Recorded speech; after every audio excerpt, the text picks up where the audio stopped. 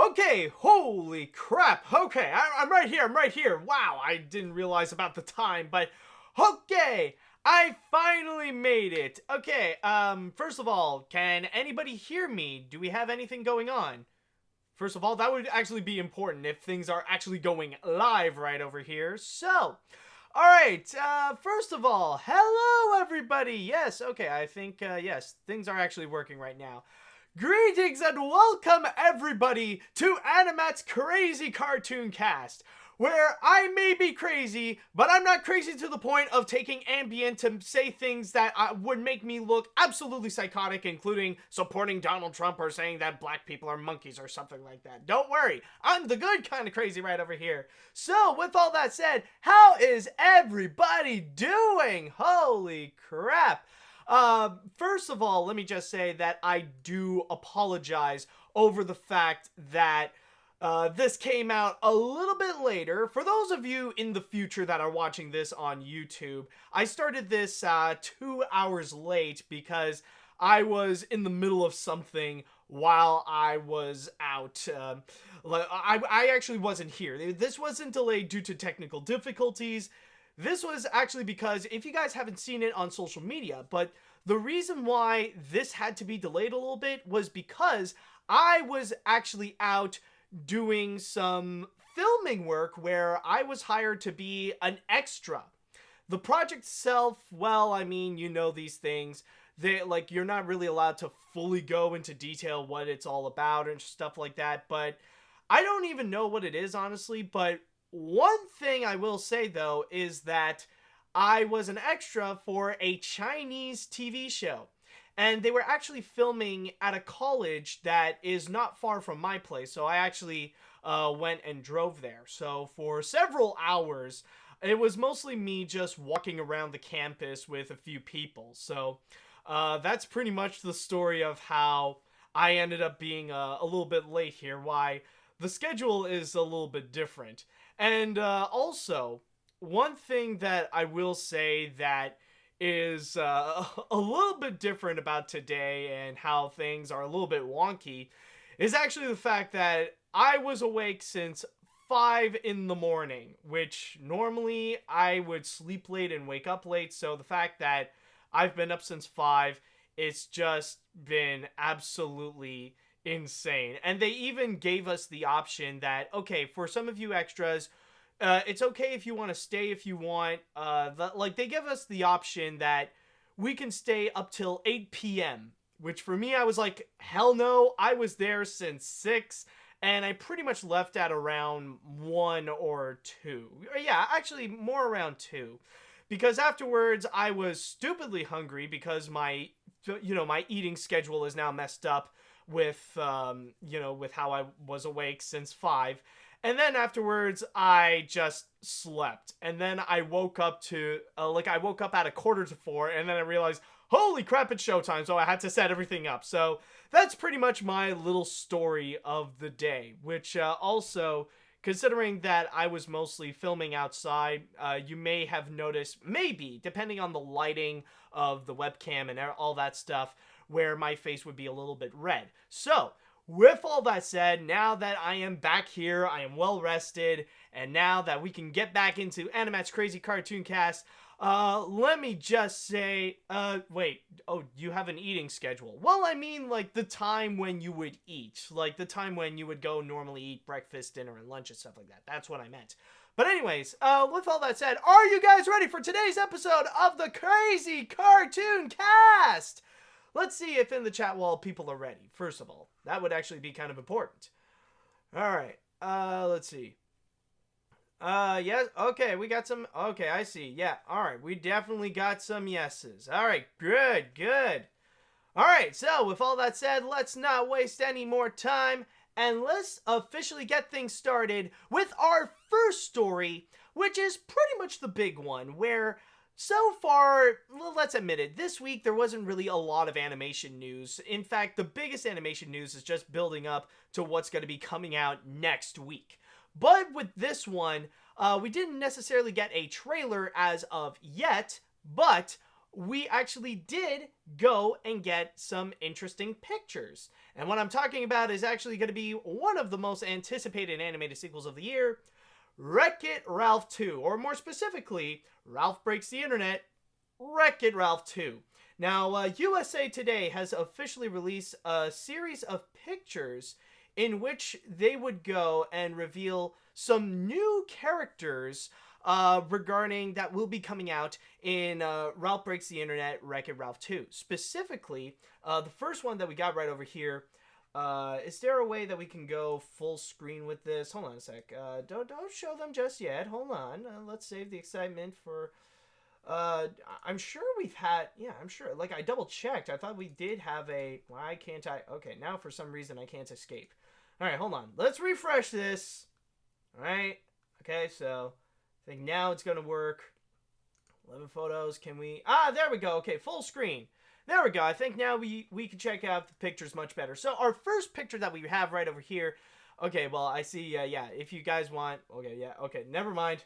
I guess Vanellope is just going to be stuck behind my screen right over here. So the first picture that we have right over here is going to be with Taraji P. Henson's character named Yes, which she is going to be the guide for Ralph and Vanellope to explore the world of the internet. And as you could see by her design right over here, like, there are some people that did say that she is a pretty fine looking girl. And I will admit, yeah, she is pretty good looking, I will say. And like you can see, like, apparently she's going to be more of a fashionista kind of character where she will have many different designs, where she'll be wearing many different pieces of clothing. She'll be wearing different glasses or goggles. She'll have different hairstyles. Like, that is actually going to go and like change things up throughout the course of the movie. So that's our first look into Taraji P. Henson's character. And then the next one that we have right over here, like, even though that Yes is pretty fine looking, I gotta say, this guy is just freaking adorable. So this here, we actually have Wreck-It Ralph's parody of Google, which his name is Knowsmore, which is the ultimate search engine, and apparently there would be a scene where he's going to annoy Ralph because he will constantly fill in whatever he's trying to say.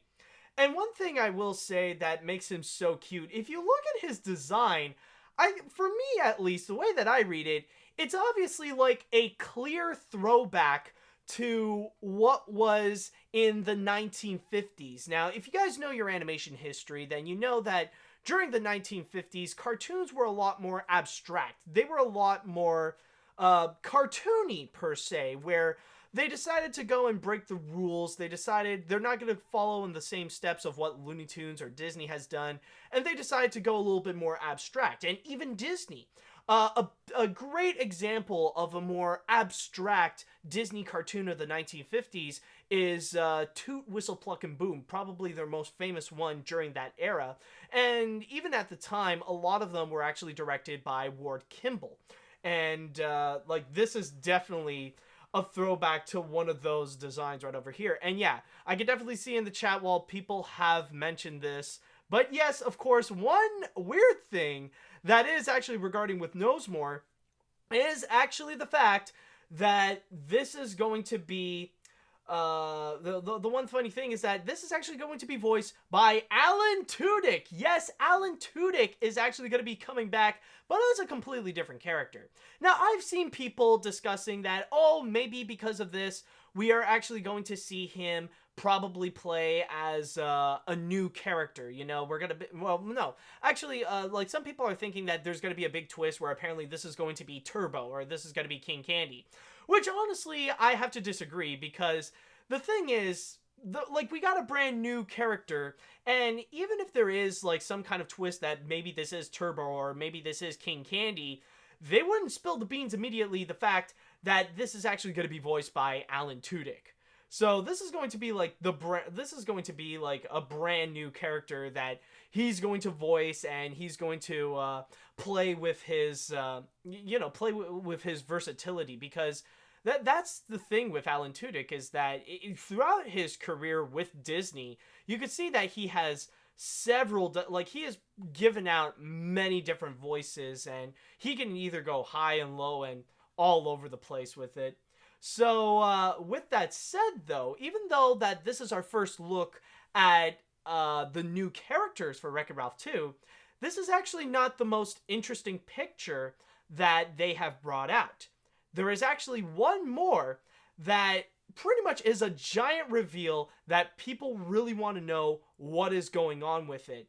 And what I'm talking about, of course, is nothing regarding new characters, but regarding a whole lot of characters we are familiar with. And yes, this is our first ever look of the Disney princess scene. Now, I wish I could just, I'll do my best if I can, yeah, this is how low I can go with it. But yes, this is the legendary scene that you might have heard from last year at the D23, at the D23 Expo, where the people who attended the animation panel were lucky enough to get the first glimpse at Vanellope entering into the Oh My Disney website and meeting up with all the Disney princesses. And as you can see, we got a good batch right over here. So from left to right, we see Jasmine, we see Snow White, we see Cinderella, we see Pocahontas, we see Elsa, we see Moana, we see Anna, we see Belle, we see Rapunzel, we see Tiana, and of course we see Princess Aurora, although my screen admittedly is kind of hiding her a little bit. But yeah, we do see most of the Disney princesses right over here.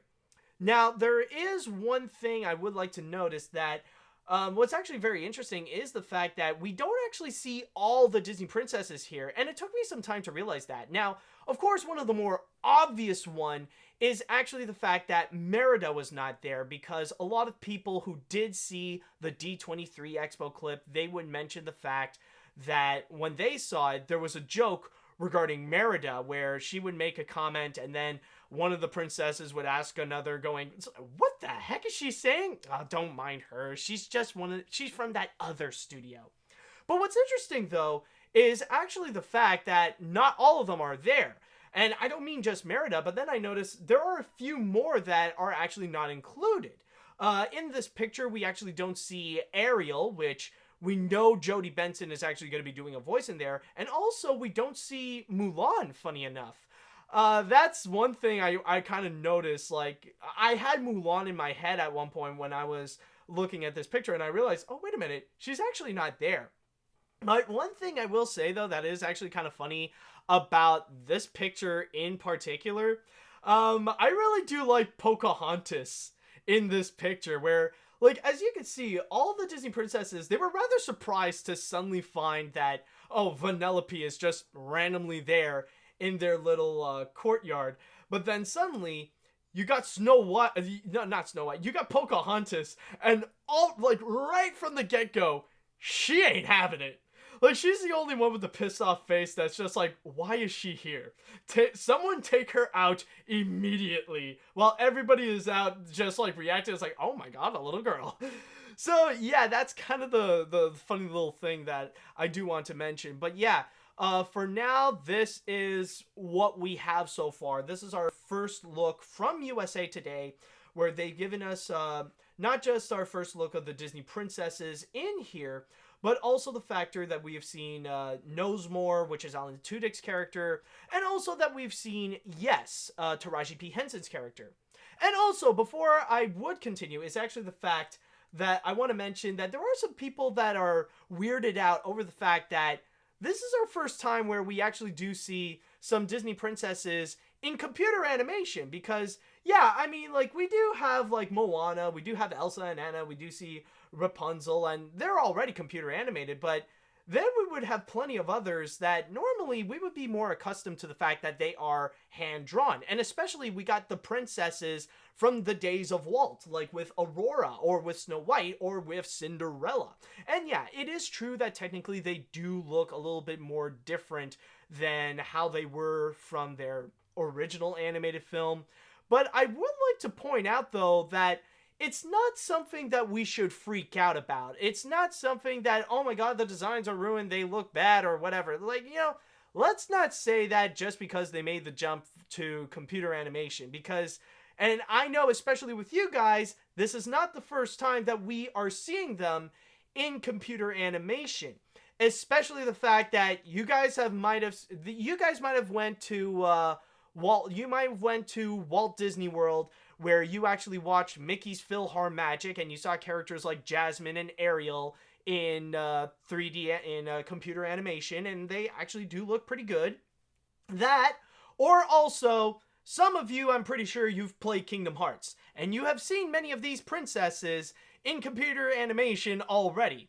And someone has even pointed out, yes, Tyler Bio Rodriguez 08, he has even pointed out that, yeah, even in Sophia the First, they have already done so. So that's kind of the big thing, is that, yeah, they, honestly, looking at these overall, they actually do look pretty good. And at least the pictures for me, they actually do give out a promise that, at the very least, if the movie doesn't turn out to be good itself, at least is going to be one where the animation is going to look great. Like, at least in the visual aspect, it will be promising. Now, before I continue, I would like to go into my chat wall right over here, and I would like to know, does anybody have any questions regarding these new pictures of Wreck-It Ralph 2? Do you have any additional comments? Do you have any concerns about it? I would like to know regarding your thoughts regarding these new pictures right over here. Alright, so let's see. Do you think that this movie will be Taraji P. Henson's apology for Proud Mary and Tyler Perry's acrimony? Honestly, well, I don't know if that would be her apology per se. I mean, like, this is an animated film, and I'm sure that she might have done the voiceover work long before she even went and worked on those movies, so that could be the case. I wonder what the voices of the princesses will be like. It has been 20 plus years for some of them. That actually would be an interesting question, but, like, I know that some of them, like, they'll still got it. Like, the modern ones, like, the ones in the back here, like Elsa, Anna, Moana, and Rapunzel, like, they'll still sound the same. But then, like, or, yeah, and also Tiana, like, I'm gonna throw in Tiana as well, because even that is not too long ago. It hasn't even been 10 years old yet. But then when you think about the ones from the Disney Renaissance, of course, where it's been like 25 to 30 years since they've done so, like with Ariel, with Belle, with Pocahontas, or with Jasmine and stuff like that. Like, I'm sure there were probably, like, at the worst, like, in the worst case scenario, I can imagine where, like, they're going to sound familiar. It will be a little bit different, but, like, you could totally hear that it is them. So I don't think it's going to be that different. Do you think this is going to be Disney's equivalent to the Emoji Movie? Yeah, I could definitely see that people are still going to be comparing it to the Emoji Movie, especially how, how it's going to be similar to, like, I know, like, ever since the very beginning, like, many people have done comparisons to this with the Emoji Movie, and honestly, that will depend on the plot. I know visually and with the world of the internet, it does seem like the Emoji Movie, but let's not confirm anything just yet. Let's not make the Emoji Movie comparisons so quickly. Maybe it's not. Maybe it's going to be different. I'd say it's going to be dependent on the plot. If like the plot line would be similar, then maybe. But other than the world, we don't know if it truly has any connections with the Emoji Movie. So I think with all that said, I think we know. And already we got some people that would be pretty excited with Wreck-It Ralph 2. But I would like to mention, however, that with the fact that we've got these pictures right now, the fact that we've got our first look at the Disney princesses, and with Yes and with Knows More, I do got a feeling actually that pretty soon we are actually gonna go see we're gonna see a brand new trailer come out soon, like an official trailer, and especially the fact that, like, The Incredibles 2 is just around the corner, then I'm sure Disney is going to bring out a brand new trailer for Wreck-It Ralph 2. It's going to happen. Maybe it's going to come out next week around the same time as How to Train Your Dragon: The Hidden World. Maybe it's going to be a little bit later, but I do get a feeling that because of these pictures, we are going to see an upcoming trailer that's going to be coming out soon. So, with that said and done, is there a release date that I can mention? I think it does, because for now, if you guys are excited to go and check out what's going to be happening, calm down. If you guys are excited to go and check out Ralph Breaks the Internet, Wreck-It Ralph 2, the movie will be coming out on November 21st. Yes, November 21st, that little thing right over here. So it's around American Thanksgiving, so that's going to be the big moment where Ralph is going to be... Ralph is going to be exploring the entire internet. Okay, so with all that said and done, I think that's pretty much it with Wreck-It Ralph 2 this week, and I will see it later for when the trailer will eventually come. But with all that said, let us now go and move on to our next story, in which now we should pay our respects to one animator who recently has passed away, even though he has lived a good full life. This is actually someone who has worked hard in the world of television animation and has been there since the very beginning. Like, this guy actually worked on some really big animated TV shows and has even worked with some of the great big legends, including Hanna-Barbera. So, with that said, let us now go and pay our respects to Gerard Baldwin. Yes, sadly, recently, Gerard Baldwin has passed away in Kingswood, Texas, at the age of 89. Now, this could be due to old age. I'm using an article from the Animation magazine. They didn't fully disclose as to why is it that he passed away, so it could be just old age. So it's stated here that Baldwin is survived by his wife for 36 years, Frances, his 4 children, Leslie, Michael, Allison, and John, and 3 grandchildren. Now, the big thing when it comes to Gerard Baldwin, like I said before, this guy has a very prominent career when it comes to television animation, and it even says more than 40 years of it right over here. Now, reading a little bit in my source in the Animation magazine, it stated, like many in the field, Baldwin exhibited a love of drawing from an early age, and upon graduating high school, he studied at Chouinard, which is Cal Arts. After serving in the U.S. Army during the Korean War, he settled in California to pursue art and entertainment. Baldwin's early directing credits include 1960s cartoons Rocky and Friends, Linus, the Lion-Hearted, George of the Jungle, and Super Chicken. He would then go on and actually work at Hanna-Barbera as a freelance director and work on numerous of different projects. Like, he would go left and right, and it even mentioned some of the cartoons that he would work on, like Quick Draw McGraw, The Huckleberry Hound Show, The Jetsons, and so much more. But his true claim to fame was actually going to work into one of, possibly, no, not one of, but the biggest Hanna-Barbera show of the 80s, which is The Smurfs. This guy has actually went and produced and executive produced 94 episodes of The Smurfs between 1981 and 1983. And even at that, he also did work on some TV movies of The Smurfs. And it even continued by saying that the work contributed to Baldwin's 5 daily Emmy Award nominations tally, where he actually won 2 for he actually won for 2 of them for The Smurfs for Outstanding Children's Series in 1983 and in 1984. And on top of that, he was even nominated for a total of 7 Primetime Emmy nominations for many different Smurf specials, which includes The Clockwork Smurfs, The Smurfs Springtime Special, My Smurfy Valentine, The Smurfs Christmas Special, The Smurfic Games, and Garfield's Thanksgiving. Well, let me just say, one of these things is not like the other.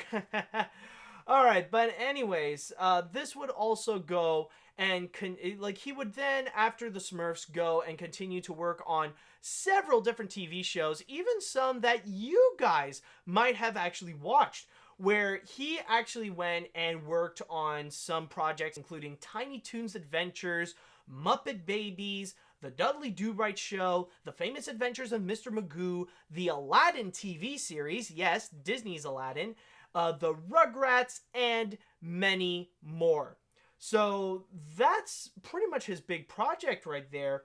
And on top of that, they would even mention what he has done afterwards. After moving to the Houston area, ostensibly to retire, Baldwin continued to create artwork and participate in local events, in addition to sharing his knowledge and inspiration with students at Lone Star. In 2014, he released From Mr. Magoo to Papa Smurf, a memoir, through Neighborhood Publishers. So that's the big story with Gerard Baldwin, and as you can see, there are even some examples of his work. So like you see the Smurfs, and this is Gerard Baldwin himself right over here, and also you got a little collage that he has done. You do get a better illustration of what he has done throughout his career, and even some things that he has worked on that hasn't even been mentioned. Like you see Yogi Bear, like you see the Flintstones, you see the Grinch, and you see Mr. Peabody and Sherman, and so much more. Like you see, like he does like this one major illustration of the work that he has done throughout his career in animation. And I would say that overall, this guy, he is definitely here. We got a more prominent picture, and surprisingly enough, this one is actually very recent. This one is said to actually be taken in January, and I mean this January. So the big thing when it comes to Gerard Baldwin here is actually the fact that he definitely is a key player when it comes to television animation in general, where he has been there since the very beginnings in the 1960s, and especially the fact that this guy actually was a key player in keeping Hanna-Barbera going. Because if you guys know the history of Hanna-Barbera, then you know that during the 70s and the 80s, it really was a bit of a low point. It really wasn't like the heyday when they were really big, like with shows such as Scooby-Doo or the Flintstones or the Jetsons and stuff like that. Like, things were starting to really wind down, or at the very least, like, especially throughout the 80s when they couldn't survive in just making a whole bunch of Scooby-Doo spin-offs and all that stuff. So the biggest show that they have released during that decade was The Smurfs, and this guy really did help out for not just with Hanna-Barbera, but really making the whole Smurfs franchise itself to become an icon, to really take the comics from Peyo and to leap onto the screen, to really be prominent on television and to show what more they could do. So this guy really is a big helper in keeping television animation alive and to keep Hanna-Barbera going, and especially the fact that he has touched upon numerous of projects, especially even ones that he would go and create that we are familiar with, like Tiny Toons Adventures or with Rugrats or with the Aladdin series and stuff like that. So yeah, this guy definitely is a major trooper where he does not want to give up to help create television animation and to really give out his knowledge for future generations of animators and artists to go and, so that he could go and pass on to the torch to them so that they could go and create big name television series in the veins of what Gerard Butler did. So, with all that said and done, I would like to ask you guys, are there any questions? Are there any comments? Is there anything that you would like to say regarding Gerard Butler? I'll check out in the chat wall right over here. Do we have any comments regarding this man right over here? Because I don't know about you, but I do feel like he definitely does have, this guy, yep, all right. Well, I don't think Gerard Butler. Did I say Gerard Butler? Did I? Oh, crap. Gerard Baldwin. Sorry about that. If I said Gerard Butler, I'm sorry. I meant Gerard Baldwin. There we go. Yep.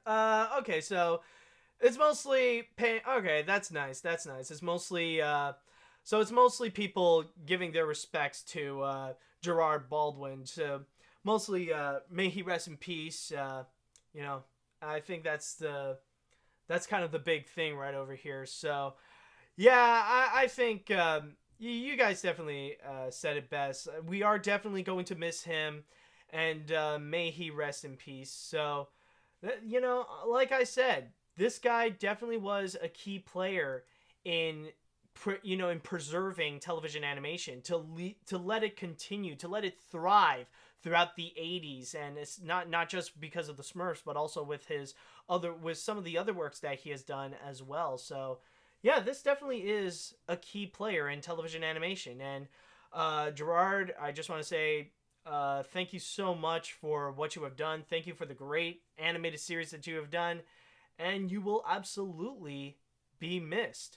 So, with all that said and done, let us now go and move on to our next story. And speaking of the next generation of television animation, that is actually going to be something that we are going to look at, which is an upcoming animated series. And just recently this week, Cartoon Network decided to give us a little taste of what's to come. Since in 2018, they did promise that they're going to bring out some brand new big shows. We've already gotten Craig of the Creek, but then the next one that we're going to get is going to be Summer Camp Island. This is apparently the next new animated series that they got, and this is a 90-second clip of what seems to be the first episode. So, with all that said, let's go ahead and give our first, let's give this little clip a shot, and let us see our first clip of Summer Camp Island. In 3, 2, 1, go. Bye, Mom. Bye, Dad. You okay? Yeah. We're about to make a bunch of potholders together. Yay, potholders! Goodbye. See ya. Miss you already. Bye. Okay, they're gone. And this is where the true series reveals itself. Camp counselors are witches. Cool. There we go. Okay, everyone, you can come out now. Huh? What? Who's she talking to? Welcome to camp. Whoa, monsters! Welcome to the Adventure Time camp. Whoa. Keep off the roots, please. Oh my gosh! You have something in your nose. Is it contagious? No, not the horse. Oh, actually, this is better. Whoa, aliens? I'm legitimately fascinated. Yeah, it's cool. Ow! Quit it! Ah! Not cool, Marshmallow. All right, brand new camper babies. If you thought you were going to a normal summer camp with canoeing and potholder making, you were sorely mistaken. This is a magical camp, and you can do whatever you want here. Don't come crying to me with your dumb baby problems, because I am not your mum. I'm the prettiest girl that ever talked to you. Susie, the speech gets scarier every year. Oh, come on, they love it. It's charming. Do you want to see your cabins, babies? Yeah! All right, and that is our clip of Summer Camp Island right over here. And I wouldn't be surprised if that little line right at the end, like, I'm sure there are going to be some people out there that they're going to go and have a crush on her. Like, they're just going to be more in love with her personality and stuff like that. So, yeah, that's basically Summer Camp Island. And basically, from what the clip is showing us, is that it's basically introducing us to what the premise of Summer Camp Island is about, where you got a bunch of kids that are coincidentally anthropomorphic animals, and suddenly they are they're sent in an island where it's a summer camp, but apparently it's not your regular summer camp. It's actually a summer camp. It's actually a magical summer camp island where they will learn about witchcraft and making magic and stuff like that. So apparently that's the whole plot right over there. And one thing that I will applaud, at least seeing through the clip right over here, is that they did make a brand new series that they're not copying from others. Like, just the idea of another animated series based on summer camp, like, I would be a little bit iffy, because there are many ways that you can go with this where it would just end up seemingly like you would just copy Camp Lazlo. Because that's the big thing with Cartoon Network, is that they already have a series which is based around summer camping, or summer camp, or at least like summer camp with the Scouts. So I wouldn't be necessarily surprised if there are some elements that will be very similar to Summer Camp Island and with Camp Lazlo. But in here, that doesn't seem like what this is going to be about. I think the best way to summarize Summer Camp Island is that I look at this and it looks like it's going to be a series where you're pretty much going to be mixing Harry Potter with the psychedelic fantasy of Adventure Time. And especially, like, you look at the design of some of the characters, and yeah, they definitely look like something that would come fresh out of, they look like they come from Adventure Time. Like, this little animal, like this tree guy right over here, or I think the best example, this giant guy. Hold on. This guy, yeah. I mean, this is a design that looks obviously like something that Penn Ward would have done. So you do have a little bit of that, and especially the fact of the different types of creatures that you actually see in here. In fact, there's another clip that Cartoon Network actually did release, which is going to be the opening of Summer Camp Island, and you see all the different creatures. So that's pretty much the big thing, where you do get it looks like it's going to deliver similar adventures to Adventure Time, but at the same time, we also do get some Harry Potter vibes, where it looks like possibly at every episode we are going to see just the characters talking about, okay, now our next lesson is going to be this piece of magic or that piece of magic, stuff like that. So that could be the case right over here, but I could probably see this, I could see this as a series that people might actually enjoy, and especially, that's the key thing. This looks like something that especially Harry Potter fans are definitely going to dig. Like, this is going to be something where they'll find that is a little bit familiar, but they're going to get a new brand of magic. They're going to get a new brand of fantasy in this. So, with that said, I want to know from the chat wall right over here, what do you guys think so far? What are your first impressions after seeing this clip of Summer Camp Island? Do you think this is going to be Cartoon Network's next great big series? Do you think this is going to really be big right over there? Or do you think, like, maybe this is just going to be an okay series and it's not really going to be that big? Well, what do you guys think? Is it going to be good? I would like to know. So let's see. All right, some people think it's interesting. This looks like Arthur on shrooms. Okay. Wow. Okay, I'll give you that. I get. It's kind of like, you look at these characters. Yeah. Well. Okay. Yeah. Like something like this. It does look like a weird. It does look like a weird. Like a weird modern reboot of Arthur, in a sense, especially like if you look at the new characters right over here. Like, I guess, okay, I didn't realize that some people would say that, they got some vibes of Arthur, but yeah. Someone also says that it also reminds them of Mary and the Witch's Flower. I have actually seen that movie, and I do get what you mean, because technically that is another movie in which which features a wizard school.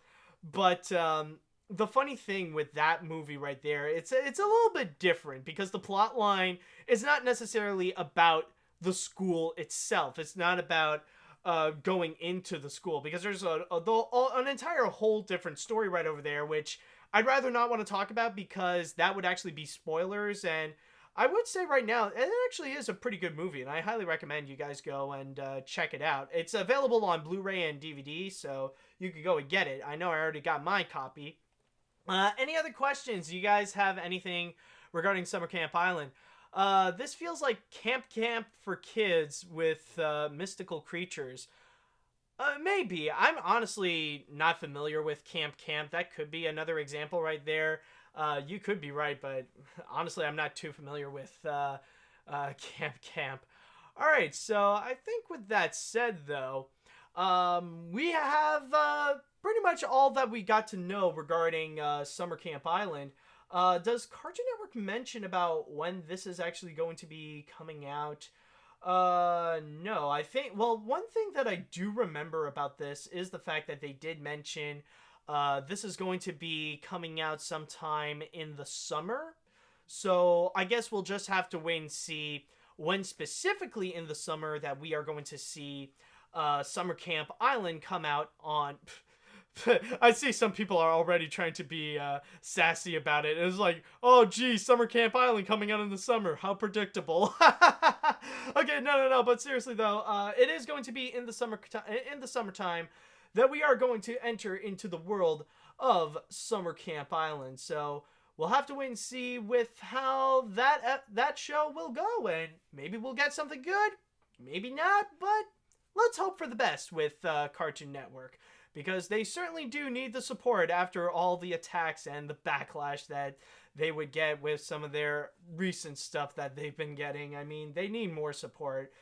Okay, but anyways, with all that said and done, let us now go ahead and move on to our next story that we have. And for our next story, this is going to be a bonus miscellaneous, where this might not necessarily be an animated project, but it definitely is worth talking about.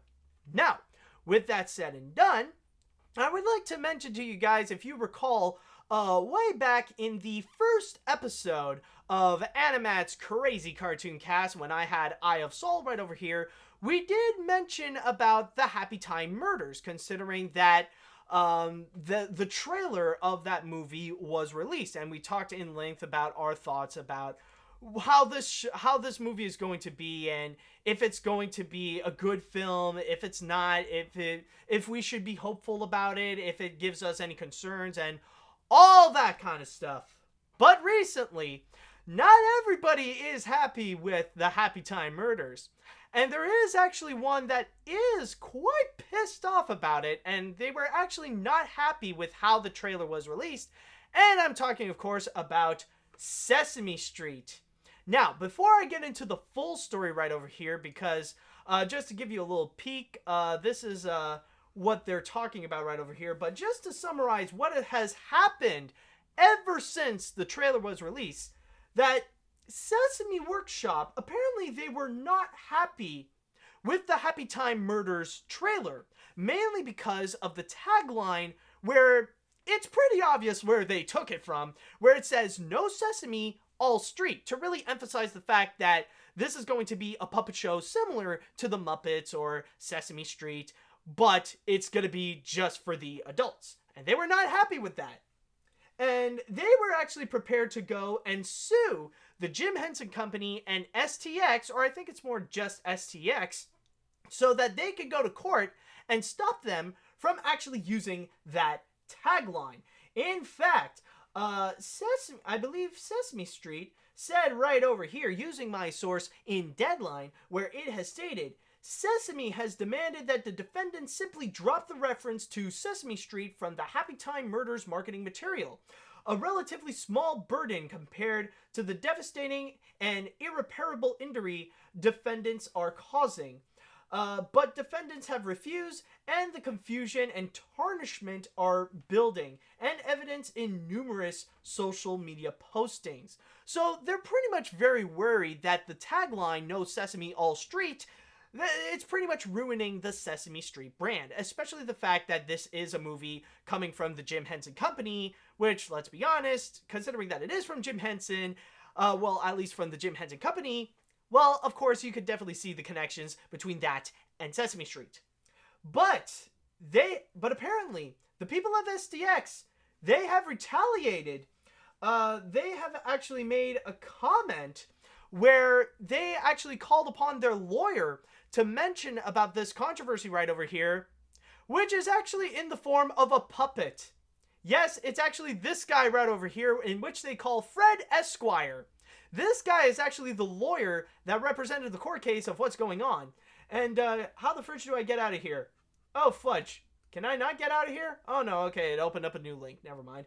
All right, but anyways, Fred Esquire actually stated, just reading here once again, STX loved the idea of working closely with Brian Henson and the Jim Henson Company to tell the untold story of the archived lives of the Henson puppets where they're not performing in front of children.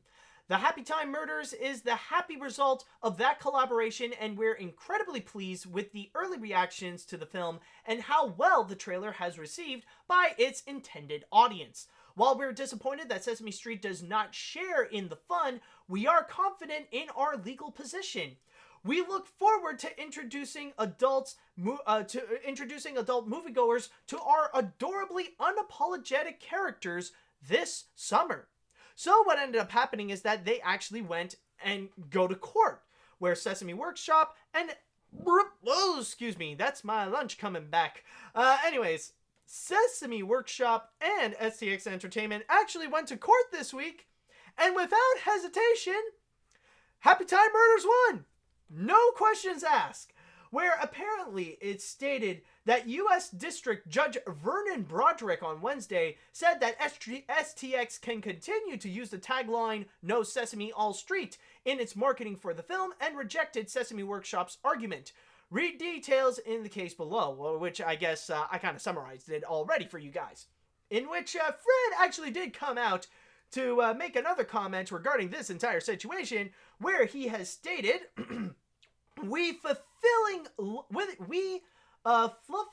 fluffing? Yeah, okay.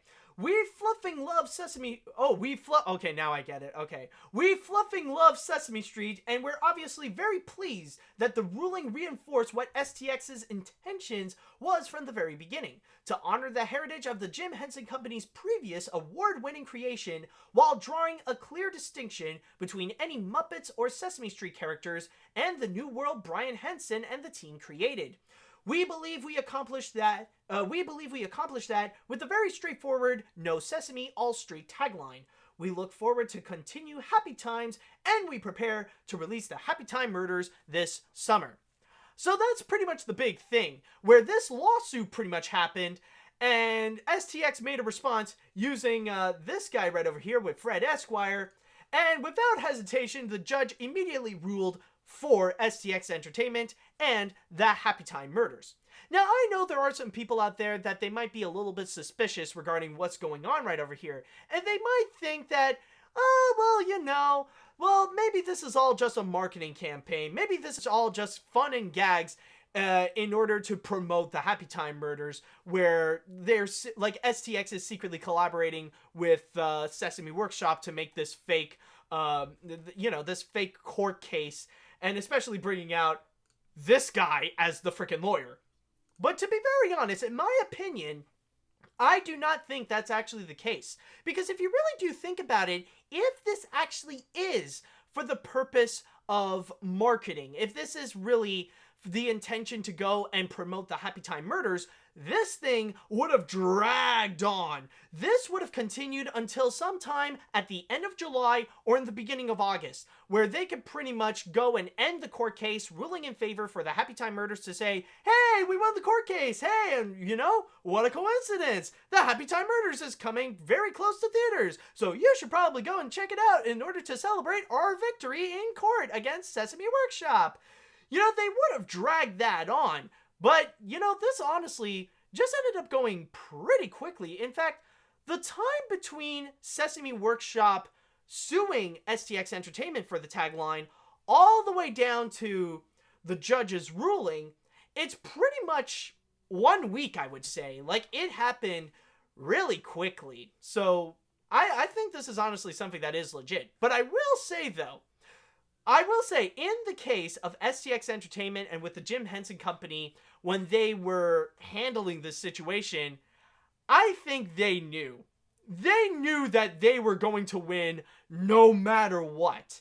I'm sure that when proposing this tagline of No Sesame and All Street, they must have already discussed with a judge. They must have already discussed with a lawyer regarding if this would be within their legal grounds. Like, is it okay for them to do so? And they went into it, and I'm sure they got the answer saying that it's yes, it's perfectly fine. So they're pretty much chillax, and they're all cool with it. And especially with the fact that they brought up Fred Esquire right over here, I think at that point, they were just trolling Sesame Workshop. They knew exactly what they were doing. They knew they were gonna win, no problem. So they decided, okay, let's just take this court case and we're gonna have a little bit of fun with it. Even though that might anger Sesame Workshop a little bit, let's just have some fun. We know we're gonna win. Who cares? So, let's just have a little fun and bring out a sense of humor in this entire situation. Which I think is the main goal with what Stx Entertainment wanted to do and handle this little court case right over here. But, yeah, like, it is a little clever of STX's side when it comes to playing along into something that they know they're gonna win. They know for a fact that they did nothing wrong. They did nothing wrong. They were within their legal grounds, so it was all good. But I will say, though, the one thing I will comment regarding this entire court case is that the Happytime Murders, they have actually done something that's really amazing. And when I mean amazing, it's the kind of amazing that nobody should ever do. It is wrong no matter what. But it's amazing in the way that they have managed to do something that seems nearly impossible. Like, it seems like something that nobody would ever achieve. And what I'm talking about is actually pissing off Sesame Street. How the fridge is it possible to piss off Sesame Street? Freaking Sesame Street! That is the equivalent of making enemies with Mr. Rogers. Like, if you did something wrong to the point of having him not consider you as your neighbor, you know that you must have done that on purpose. You had to go to far lengths in order to make enemies with Mr. Rogers. And it's the same thing with Sesame Street. I mean, this is the legendary TV show that teaches us about forgiveness, about kindness, about sharing, about happiness, and all that kind of stuff. Okay, well, I see, I know what you mean. The KKK went there. Yeah, well, I mean, that is true. But I mean, that's the KKK. They're a terrorist organization. Of course they're gonna go and piss off people. I mean, that's what they do. But what I mean is that it is amazing that, like, a movie could actually go as far and actually make Sesame Street be mad about it. Like, they would say, normally you would think, like, oh, well, that's okay, we all make mistakes. That's okay. We're still friends. I forgive you. But in the case right over here, apparently saying no Sesame All Street, they were there like, oh, hell no. This is not okay, man. This is seriously not okay. What the hell is wrong with you? Like, that's the part where it actually does amaze me, where they would actually go that far and actually just piss off Sesame Street. Like, holy crap. Like, that's something that you don't want to see. That's something you never expected. Like, you don't want to see an angry Big Bird. You don't want to see angry Grouch. You don't want to see Elmo mad at you. Like, that just seems wrong, You're pissing off the wrong people. You're making you're making people mad in which you shouldn't make those people mad. You want to see them happy all the time. It's like a part of you, honestly, a part of me, like, I do applaud Stx Entertainment's way of handling all this, but also there's another part of me that looks at this and goes, well, what the hell is wrong with you? Why did you piss off freaking Sesame Street out of all people? Seriously, why Sesame Street? So, with that said and done, I want to know, regarding you guys, what do you think about this whole thing right over here? What do you think about the whole short lawsuit that happened. The fact that, like, STX won easily, and the fact that STX pissed off Sesame Street for some reason. Do you guys have any comments? Do you have any concerns regarding the whole situation? I would like to know. Sesame is pissed off. It kind of reminds me of that one picture. I think it's like photoshopped or something. Let's see. A puppet as a lawyer. Come on. Yeah, I know. I think the tagline helps describe that it's made for adults. Yeah, I think that's like kind of the main purpose of the whole situation. I thought let's see. I thought it was bullcrap from the start and STX would win. And I mean, yeah. Oh, hold on. Oh, Tyler has a big one.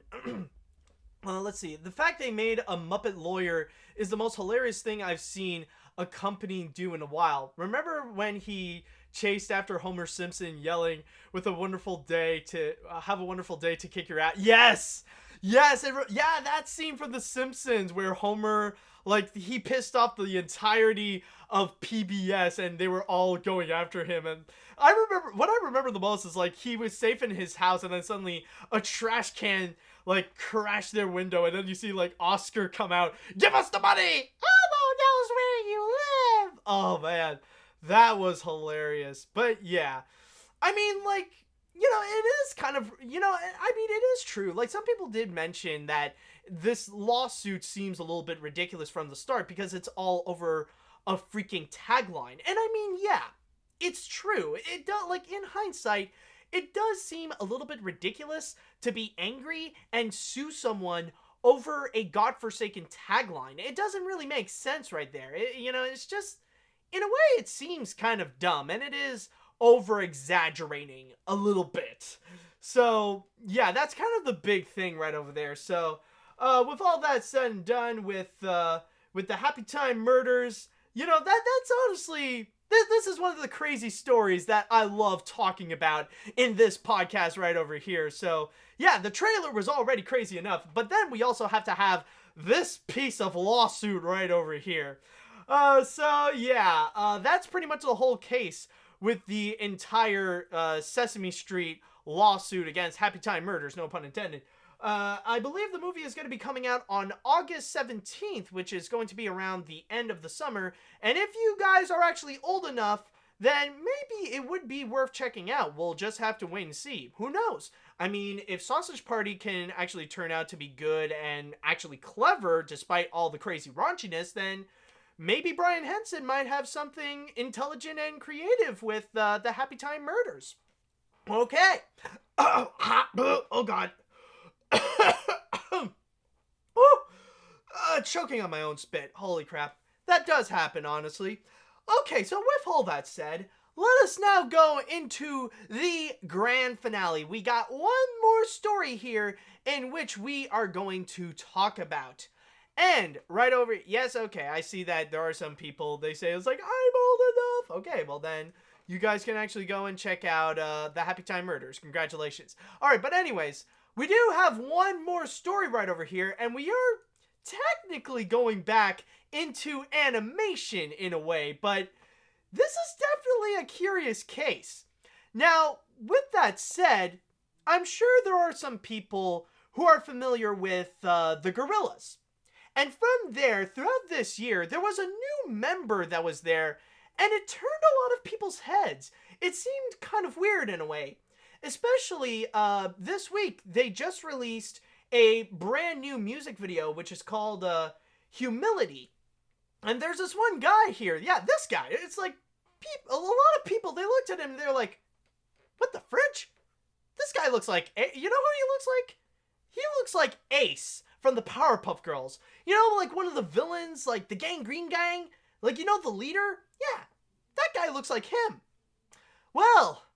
What a coincidence, because it turns out that that little piece of coincidence, they're not joking. That legitimately is Ace from the Powerpuff Girls. Yeah, this guy right over here, that actually is him. And apparently what happened is that, okay, maybe they won't reveal much information here, but it was actually in an official news feed of which I'm using on someone's Twitter. Which, okay, yeah, it's in the bottom, so you might not be able to read it, but okay, hold on. I'll see if I can, no, okay, never mind. So it actually states right over here, this is from an official newsletter from the Gorillaz, advertising about their upcoming new album, which is going to be coming out on June 29th, called The Now Now. And from there is a little bit of a description of the people that are in the band, which these are the characters that we all know and love. We got the blue-haired sweet... Oh, there we go. Okay, now I can read it. We got the blue-haired sweet-natured dreamer 2D on vocals. Whip-smart Japanese badass Noodle on guitar. Not forgetting Brooklyn-born philosopher and the meat behind the beat, Russell Hobbs on drums. And while Murdoch Nichols temporarily indisposed, because apparently he's actually in jail, bass duties on the new album have been taken upon erstwhile Gangreen Gang member Ace. So this legitimately is Ace from the Powerpuff Girls. Now, I'm going to give you guys a little bit of context about not only what the Gorillaz are, but for those of you who are probably not familiar with the Powerpuff Girls, here's a little description of what it is. Using my source here at cbr.com, it states... the Gorillaz is the brainchild of musician Damon Albarn and artist Jamie Hewlett. Oh, fudge. I don't know why I'm burpy today for some reason. I guess it's because I just woke up and for some reason I just, my body decided, let's be gassy today. Anyways, the band has gone through numerous of transformations, all based on a persistent shared fiction. The most recent narrative development has placed the band's bassist, Murdoch, behind bars. In the band's fiction, the bassist was framed by a shadowy figure named El Mierda, who he met during the filming of their Strobolite music video. Murdoch got on El Mierda's bad side, and the crime lord framed him for smuggling, which is somehow why we ended up with Ace from the Powerpuff Girls. And there is a little description about Ace. Now, if you don't know who he is, it actually states, Ace first debuted in The Whoop-Ass Stew, A Sticky Situation, a short film by Craig McCracken as a member of the Gangreen Gang. The short film would go on to spawn Cartoon Network's The Powerpuff Girls series, which included numerous of appearances by the Gangreen Gang. The gang itself consists of 5 members, which are all green, by the way. We got Ace, Snake, Little Arturo, Grubber, and Big Billy. The gang are obscenely villains in the show, though they are considered low-grade threats for the superpowered Powerpuff Girls trio. Now, in the article here, it states that there's no official word as to why is it that somehow we got Ace in here, rather it be realistically or by in the fictional world. But that's the situation that we are in now, where now things are actually official, and yes, what you think is actually going on, where the bassist is actually Ace from the Powerpuff Girls, which is shown not just in the new music video Humility, which, by the way, yes, also includes Jack Black walking around with the characters, but also in another music video, which is Lake Zurich, in which you also see a lot of the you see the side profile of the characters from the Gorillaz, and you see right on top, it is definitely Ace.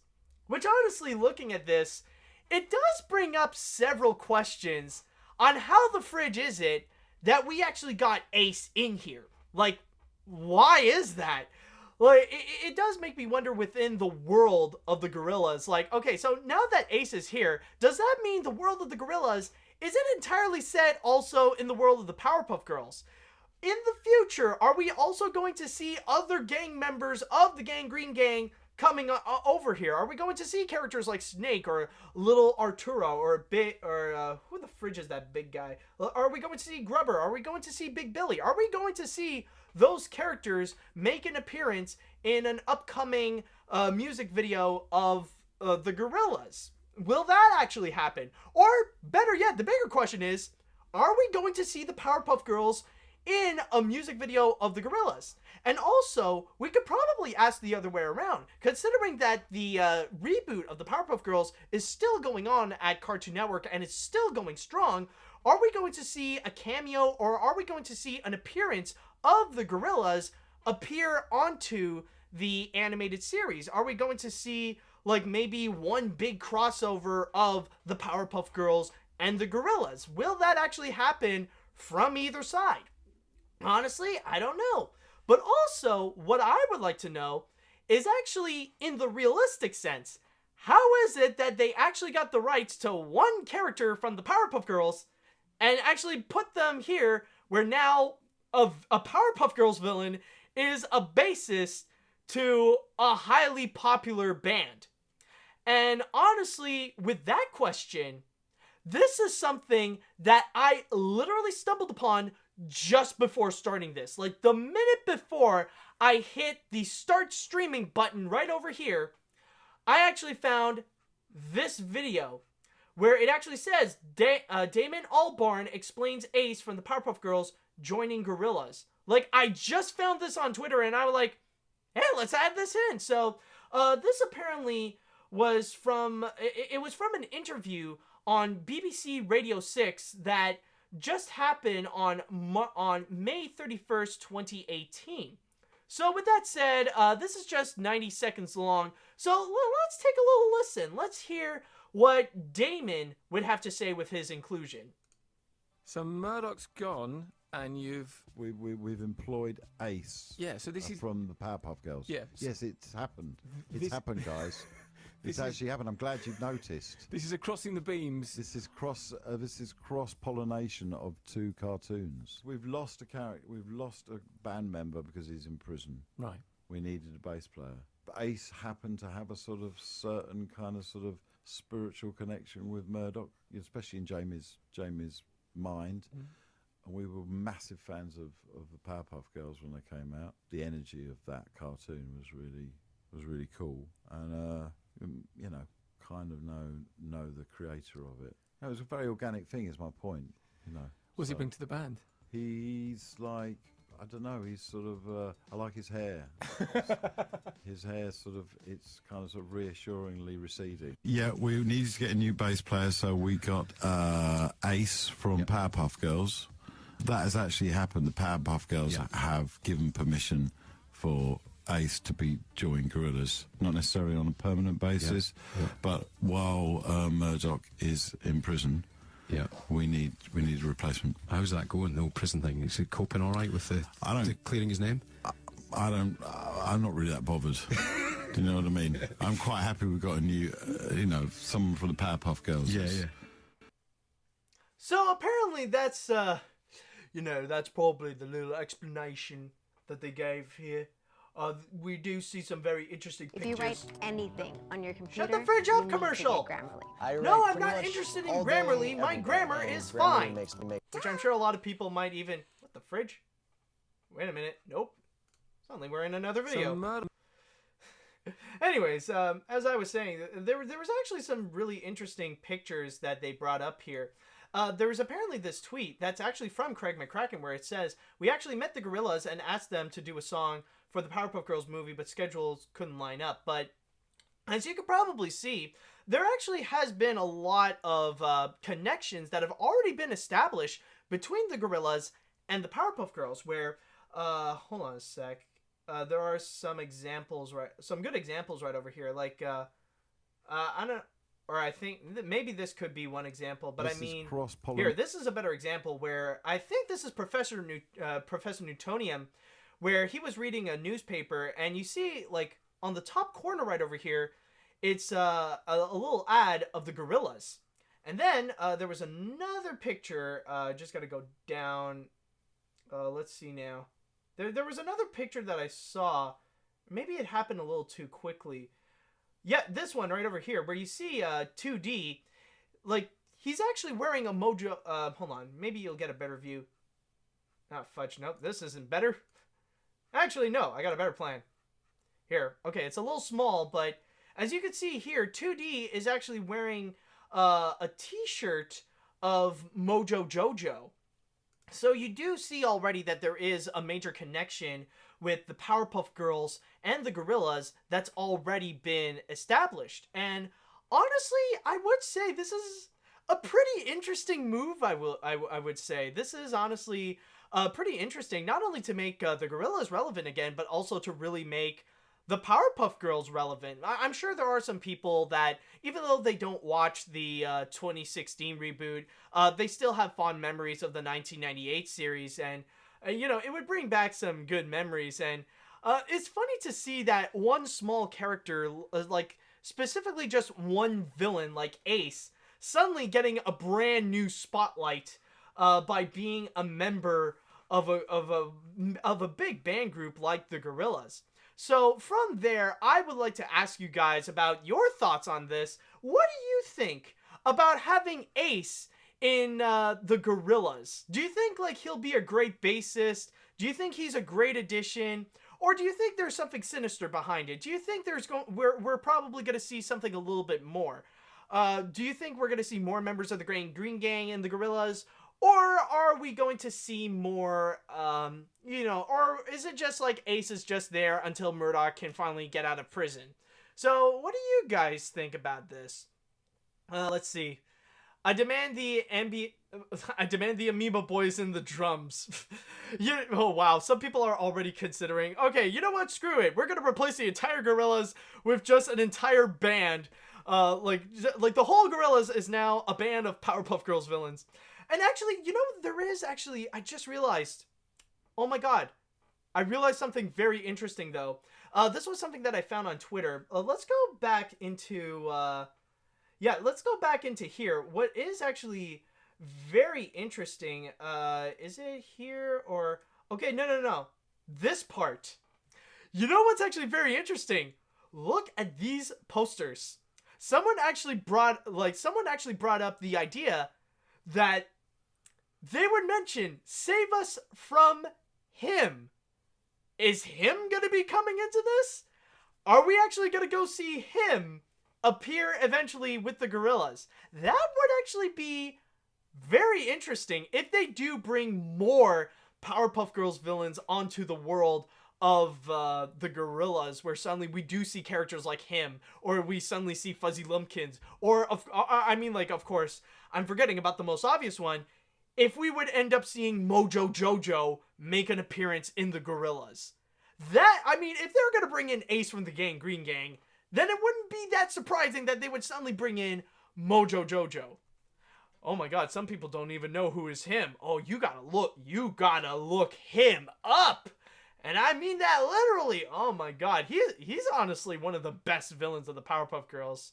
I honestly, he's the one that I probably have the best memories in terms of him as a villain. One of the best memories of a villain in the Powerpuff Girls. It's him or with Mojo Jojo. Oh, definitely great. Definitely great right over there. Any other comments regarding the new Gorillaz bassist? What do you guys think about it? Just want to know. Do you guys think that that Cartoon Network is going to sue the Gorillaz for this? No, definitely not. Because if they got Ace into this, I'm sure they've already discussed about the copyright stuff. You know, they've already talked about like if it's okay to have this, and I'm sure everything is perfectly fine with in terms of like copyright and stuff like that. I'm sure Cartoon Network is perfectly cool with it, and especially they've already done references like back and forth with the Powerpuff Girls and the Gorillaz and stuff like that. So I think the Cartoon Network is perfectly fine. In fact, I'm sure they would encourage it. I'm sure like it would give like the Powerpuff Girls a more positive light, you know, just to step back from all the backlash, from all the hate from the Powerpuff Girls reboot, and like, you know, for once actually talk about the Powerpuff Girls in a more positive light. You know, that would actually be something that would be like a breath of fresh air for Cartoon Network. So, someone actually meant, who's the better villain, Mojo Jojo or him? You know, honestly, I'm just going to go immediately and say this. Okay, I think it's easily Mojo Jojo. Mojo Jojo is the main villain of the Powerpuff Girls. It's the first one you think of a bad guy in the Powerpuff Girls. Like, who would be the first one? Mojo Jojo. Like, right then and there. So, that's honestly my little piece Alright, so I think with all that said, that's pretty much all that we got with our story with the Gorillaz and with Ace. And I think with all that said, that's pretty much going to be it with this episode of AniMat's Crazy Cartoon Cast. So I just want to thank everybody watching and everybody who participated in the chat wall right over here. We definitely got a lot of fun stories, but I'm definitely going to be excited for next week when I know that we are going to have some big trailers coming up, and that is going to be highly interesting. So, with all that said, I want to say thank you guys so much for watching, and until next time, see you later, dudes!